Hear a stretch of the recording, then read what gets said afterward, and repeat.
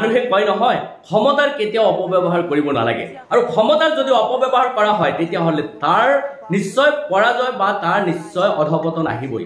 আজি আমেৰিকাই ক্ষমতাৰ অপব্যৱহাৰ কৰিছে, আজি ইজৰাইলে ক্ষমতাৰ অপব্যৱহাৰ কৰিছে আৰু যাৰ কাৰণে আজি গোটেই বিশ্বৰ পৰা তেখেতক লেই চেই কৰা হৈছে।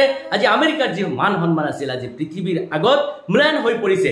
আজি যিকোনো সৰু সুৰা দেশেও আজি আমেৰিকাক টেৰ কৰা নাই, আজি আমেৰিকাক ভ্ৰূক্ষেপ কৰা নাই। আজি পাকিস্তানৰ দৰে দেশ এখনেও আমেৰিকাৰ আগত আঙুলি দেখুৱাই হুমকি।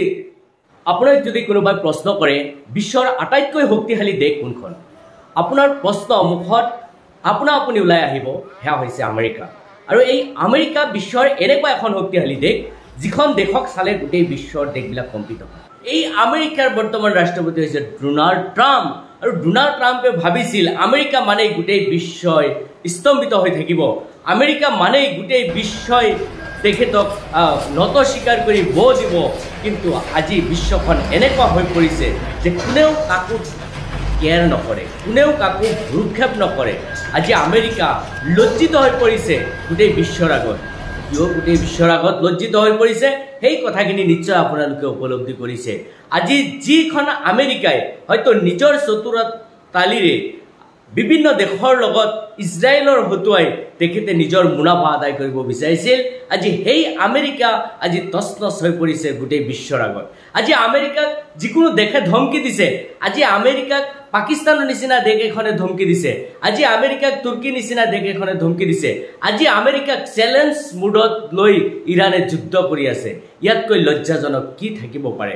গতিকে পাৱাৰ কেতিয়াও মানুহৰ সুপ্ৰিম নহয়, পাৱাৰ কেতিয়াও মানুহৰ একেবাৰে অন্তিম পৰ্যায় নহয়। প্ৰত্যেক ঠাইতেই পাৱাৰক এটা সীমাবদ্ধতাৰ ভিতৰত ৰখাৰ প্ৰয়োজন আছে। আজি ইৰাণৰ যি পাৰমাণৱিক কেন্দ্ৰ, সেই কেন্দ্ৰটো ধ্বংস কৰাৰ কাৰণে ইজৰাইলে কোনো ধৰণৰ ইনফৰমেশ্যন নিদিয়াকৈ, আগতীয়াকৈ জাননী নিদিয়াকৈ অতৰ্কিতে হামলা চলাইছিল। আৰু যিটো হামলাৰ কাৰণে হয়তো ইৰাণৰ যথেষ্ট সংখ্যক ক্ষতি হৈছিল আৰু যি ক্ষতিৰ কাৰণে আজি ইৰাণ উত্ৰাৱল হৈ পৰিছে, দেৱলীয়া হৈ পৰিছে। আজি ইৰাণৰ লগত বিশ্বৰ আটাইতকৈ শক্তিশালী যিবিলাক ৰাষ্ট্ৰ আছে সেই ৰাষ্ট্ৰবিলাকে আজি থিয় দিছে। এইকাৰণে থিয় দিছে যে আমেৰিকাই অত্যাচাৰ কৰোঁতে কৰোঁতে আজি গোটেই বিশ্বখন গ্ৰাস কৰিব বিচাৰিছে, যাৰ বাবে আজি ইৰাণৰ কাষত বিশ্বৰ শক্তিশালী দেশবিলাকে থিয় দিছে।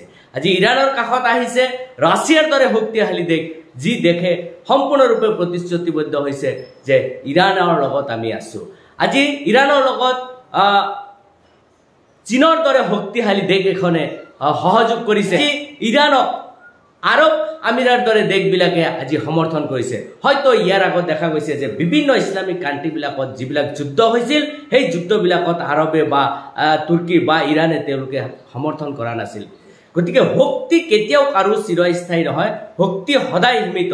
ইয়াৰ উপৰিও আজি ইৰাণৰ এইখন যুদ্ধত সহযোগ কৰিছে, আপোনালোকে শুনি আচৰিত হ'ব, বিশ্বৰ একেবাৰে কম বয়সৰ এজন ৰাষ্ট্ৰপতি যাৰ নাম হৈছে ইব্ৰাহিম ট্ৰাউৰি। আৰু এই ইব্ৰাহিম ট্ৰাউৰি এনেকুৱা শক্তিশালী ব্যক্তি যিজন ব্যক্তিক আজি ৰাছিয়াৰ প্ৰধানমন্ত্ৰী ভ্লাদিমিৰ পুটিনৰ দৰে ব্যক্তিয়েও তেখেতক চেলুট জনাবলৈ বাধ্য হৈছে। এয়া হৈছে সেই ইব্ৰাহিম ট্ৰাউৰি।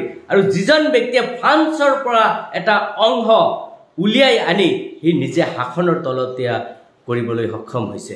গতিকে মিলিটাৰীৰ ক্ষেত্ৰত তাৰ যথেষ্ট অভিজ্ঞতা আৰু দক্ষতা থকাৰ কাৰণেই আজি মাত্ৰ ৩৭ বছৰ বয়সত তেখেতে এখন ঠাইৰ ৰাষ্ট্ৰপতি হিচাপে কাৰ্যনিৰ্বাহ কৰিবলৈ সক্ষম হৈছে। গতিকে এই যে বিশ্বৰ প্ৰতিখন প্ৰান্তৰ পৰা আজি ইৰাণক ছাপোৰ্ট কৰিছে, ইয়াৰ মূল কাৰণটো হৈছে যে আমেৰিকা স্বৈৰাচাৰী হৈছে, ইজৰাইল স্বৈৰাচাৰী হৈছে।